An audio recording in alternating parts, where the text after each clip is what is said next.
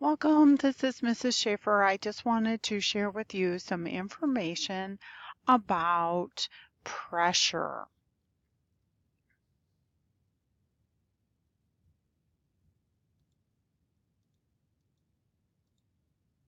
So our objectives are up here on the board. We're going to be looking at being able to describe and define both pressure and fluid pressure and the relationship between pressure and force.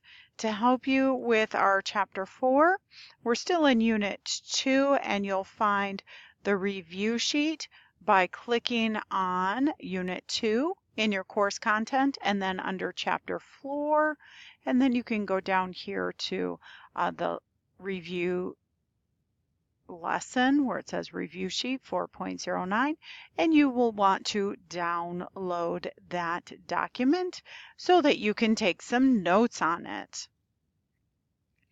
So we talked earlier about how fluids flow, and solids maintain their shape because of the pattern that they hold. The molecules are bonded together in such a way that they hold a pattern. So they don't flow, but liquids and gases do flow. They don't maintain a regular shape. And we've talked about this idea of forces, and now we're going to introduce pressure.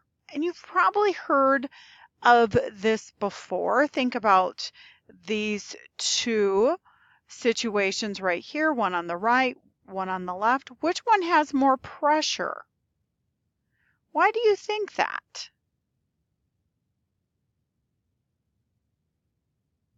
So if you increase the weight, you increase the pressure. There's more pressure on the bottom of the books here than on this book here.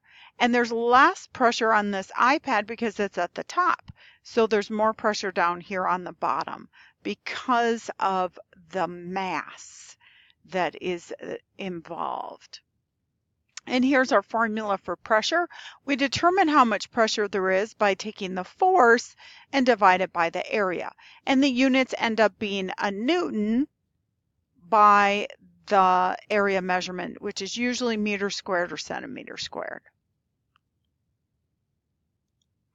So molecules have pressure because there's collisions involved.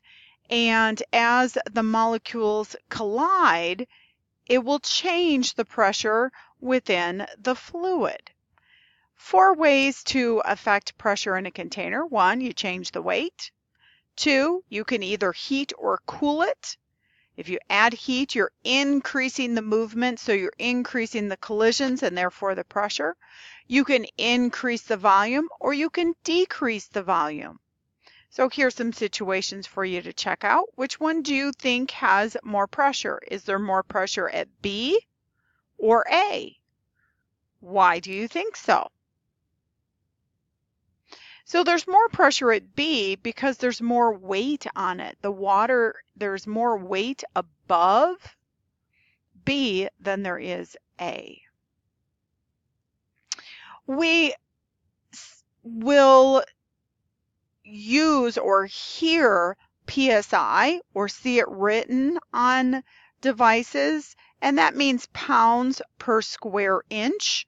That again is using the weight divided the area by the area, and that's just the English measurement of things. But if we add air, we add more pressure to the situation. So pressure increases when you increase the volume of the air in a container.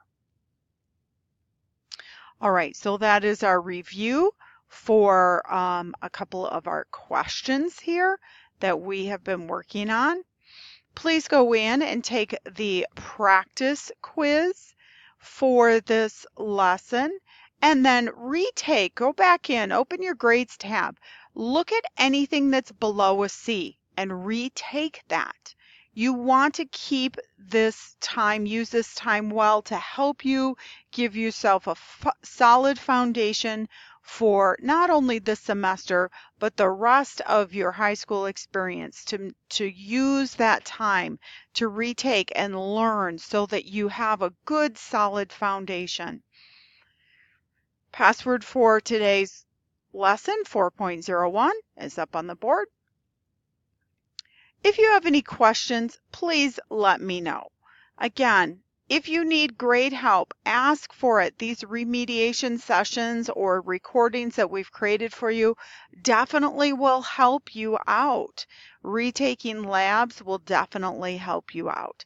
Have a great day, and we will see you next time.